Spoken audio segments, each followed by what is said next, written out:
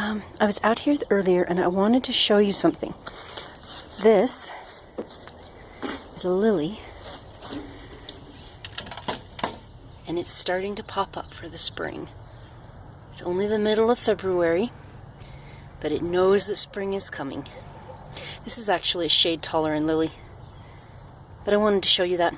I have another one that I want to show you too. Hold on. Let's go this way.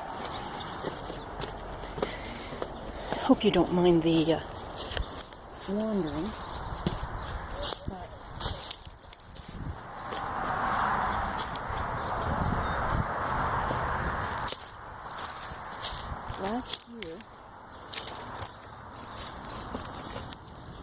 last year I was able to get a,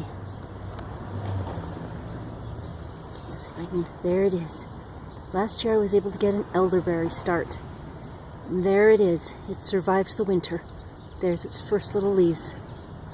I'm still looking at the Gomi, however you pronounce that.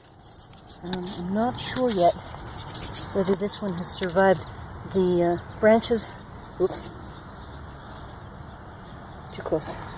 Branches are flexible, but I am not seeing any leaves at the base yet, so we'll wait for another couple of months on that one.